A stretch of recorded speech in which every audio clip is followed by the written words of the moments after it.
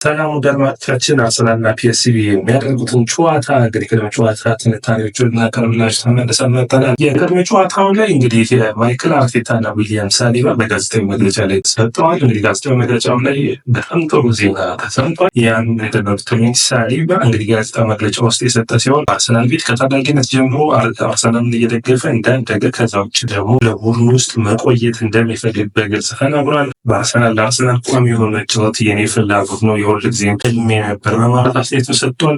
ማይክል አርቴታ አዲስ ነገር የለም፣ ነገር ግን የማርቲኔሊ ብዙ ደቂቃዎችን የመጫወቻ ጊዜ የሚያገኝ ይሆናል በማለት አስተያየቱን ሰጥቷል። ከዛ ውጭ እንግዲህ በወፋ ሱፐር ኮምፒውተር መሰረት እንግዲህ አርሰናል ፒኤስቪን በኤሚሬትስ በሚገጥምበት ጨዋታ ላይ 64% ለአርሰናል የማሸነፍ እድሉን ሰጥቷል። መድፈኞቹ ይህንን እንግዲህ ብቃታቸውን ማስቀጠል ያስፈልጋል። በተለይ በፒኤስቪ ስታዲየም በፊሊፕስ ጥሩ ብቃታቸውን አሳይተው 7-1 ማሸነፋቸው የሚታወቅ ነው።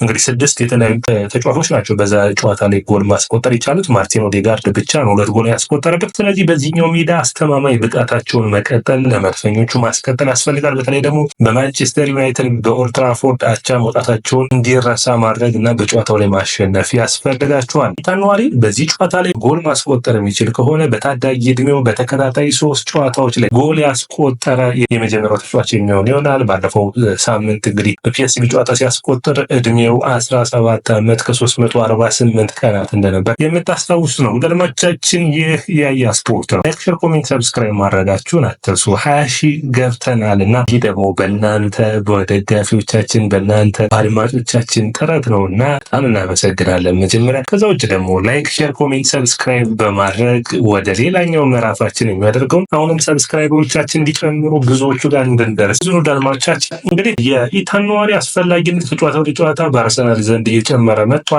በታዳጊ እድሜው በተከታታይ 3 ጨዋታዎች ላይ ጎል ያስቆጠረው ኪሊያን ምባፔ ነበር በ18 ዓመት ከ113 ቀናት። ነገር ግን ከዛ ውጭ ያደረገ ተጫዋች የለም። ስለዚህ ታንዋሪ 18 ዓመት ሳይሞላው ይህንን ማድረግ የሚችል ይሆናል። ሮብ ምሽት ነው እንግዲህ የሚደረግ ጠባቂ ጨዋታ የሚያደርገው።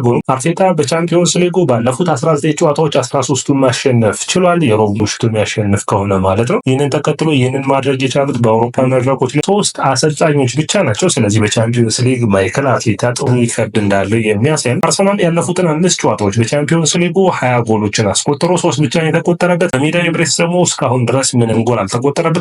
በቀጣይ ጨዋታ የሚያሸንፍ የሚችል ከሆነ ፒኤስቪን በሜዳው 6 ተከታታይ ጨዋታዎችን የሚያሸንፍበት ይሆናል። ይህ ማለት ከ2005-2006 በኋላ የአርሰናል ቡድን ያን ዓመት ደግሞ በአርሰን ዌንገር ስር የምታስታውሱትን ባርሴሎና ጋር ለፍጻሜ የደረሰበት ዓመት እንደነበር የምታስታውሱ ነው። አርሰናል እንግዲህ ባለፉት ጨዋታዎች ላይ ጠንካራ ብቃቱ እያሳየ ይቀጥሏል። 5ኛ ጨዋታ ግን በሜዳው በአርሰናል በኤምሬትስ ስታዲየም ማለት ነው ጎል ካልተቆጠረበት በጣም ጥሩ ፐርፎርማንስ ነው የሚሆነው። ያንን ተከትሎ የቶማስ ቱሄሉ ቼልሲ በ2021-2022 ቻምፒዮንስ ሊጉን ሲያሸንፍ 5 በተከታታይ ጨዋታዎች ላይ ጎል አልተቆጠረበትም ነበር። ይህ ጥሩ የሚባሉ ሌላ መድፈኞቹ እንግዲህ ሮብ አርሰናል እንግዲህ የሚጠበቀው አንደኛ በሰፊ ጎል ልዩነት ማሸነፍ የሚችል ከሆነ በተለይ ከ3 ጎል በላይ ያ ማለት ከ10 በላይ የሚሆን ነው። እንግዲህ ደግሞ ረጅሙ ወይም ከፍተኛ የሆነው በአውሮፓ መድረክ ላይ የተቆጠረው ማንቸስተር ሲቲ ሻልካን 10-2 ጥሎ ያለፈበት ነበር። አርሰናል በአውሮፓ መድረክ ላይ ትልቁ ሪከርዱ 10-0 እንግዲህ ስታንዳርድ ሌዥን ያሸነፈበት ነበር። 93-94 እንደ ኢሮፒያን አቆጣጠር ዩሮፒያን ካፕ ዊነርስ ካፕ በሚባለው ነበር። ፒኤስቪ ከሜዳቸው ውጭ እንግዲህ ጠንካራ ቡድን አይደሉም፣ በጣም ደካማ ቡድን ናቸው። ለመጨረሻ ጊዜ ከሜዳቸው ውጭ ጎል ሳይቆጠርባቸው የወጡት በመጋቢት 2016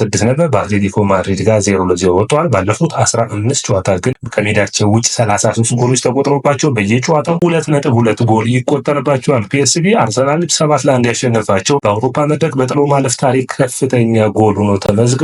ይህ እንግዲህ ለአርሰናል አስፈላጊ ነው። በአርሰናል በኩል ገብርኤል ማርቲኔሊ በማንቸስተር ዩናይትድ ጨዋታ እንደተመለሰ የምታስታውሱት ነው። ሳካ፣ ሄሱስ፣ ሃቨርትዝ አልተመለሱም። በፒኤስቪ በኩል እንግዲህ ሰርጆ ዴክስቲን የሚመለስ ይሆናል። በጣም ይህ እንግዲህ ጥሩ ዜና ነው። ፒኤስቪ ጉዳት ነው የሚመለሰው። ላለፉት 10 ወራት ጉዳት አልነበረም። ፒኤስቪ አሁንም አምና ቻምፒዮን ያደረጉት ተጫዋቾቹ የሉም። ሪካርዶ ፔፒ፣ ማሌክ ቴልመን፣ ኢስሜር ባጃረክተን የለም። እነዚህ ሁሉ ተጫዋቾች እንግዲህ ወሳኝ ተጫዋቾቻቸው እንደሆኑ የምታስታውስ ነው። እንግዲህ በእርስ በርስ ግንኙነታቸው ሁለቱ ቡድኖች እንግዲህ ከሜዳቸው ውጭ ባደረጉት ካያችሁ 2-4 ተሸንፏል። ፒኤስቪ አርሰናል ማሸነፍ ችሏል።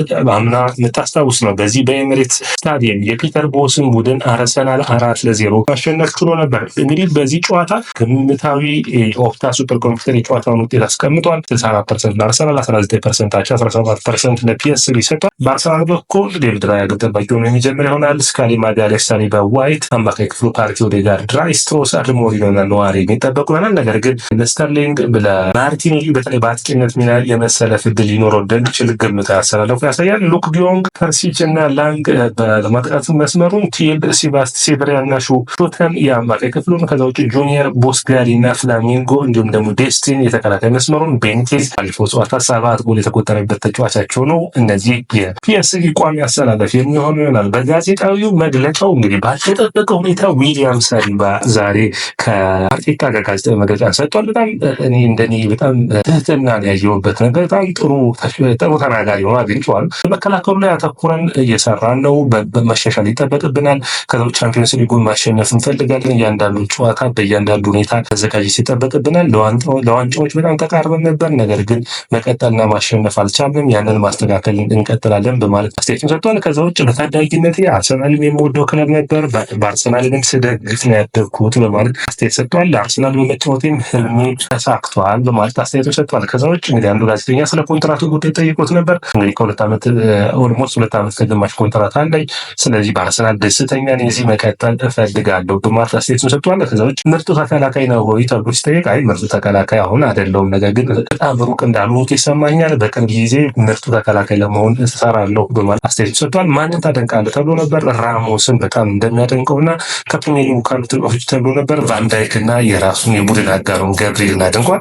በዘንድሮው ዓመት ገብርኤል በጣም ጥሩ እየተጫወተ ነው፣ እኔ ግን የአምናው ብቃቴ ላይ አይደለሁም፣ ያንን ማሻሻል ይጠበቅብኛል በማለት አስተያየቱን ሰጥቷል። ከዛ ውጭ ብቃቴን ፐርፎርማንሶች ባለፉት ጨዋታዎች ላይ ጥሩ ነበር፣ ነገር ግን ሙሉ በሙሉ በውድድር ዓመቱ ጠንካራ እንዳልሆን ይሰማኛል በማለት አስተያየቱን ሰጥቷል። ከዛ ውጭ በታዳጊ እድሜው አጥቂ እንደነበርና በእኛ ጊዜ እድሜ የነበሩ ተጫዋቾች ብዙዎቻችን አጥቂ ላይ መስመር ተጫዋች ነበር መሆን የምንፈልገው፣ ተከላካይ አትሆንም። ተከላካይ እንግዲህ አጥቂ እንደማትሆን ስታውቅ ወደ ተከላካይ መስመሩን ራስን ትቀይራለህ በማለት አስተያየቱን ሰጥቷል። ከዛ ውጭ መከላከላችን ጠንካራ ቢሆንም ማጥቃታችንን ጥሩ መሆን ይጠበቅበታል በማለት አስተያየቱን ሰጥቷል። ነገ ተሰለፋለሁ ተብሎ ለጠየቀው ጥያቄ ደግሞ እንግዲህ አሰልጣኙ ከመረጠኝ በማለት አስተያየቱን ሰጥቷል። በጣም ጥሩ የሚባል ነው። እንግዲህ የአርሰናል ደጋፊዎች በተለይ በክረምቱ ሲነሳ የነበረውን ወሬ የሚያረግብ ሆኖ ነው ያገኘሁት። ከዛ ውጭ ማይክል አርቴታ አስተያየቶችን ሰጥቷል። ጥሩ አስተያየቶችን ሰጥቷል ብዬ አስባለሁ። እንግዲህ አንደኛው ስለ አጨዋወት ዘዴው እና አሁን ስለ ውጮችን ታስባለሁ ተብሏል።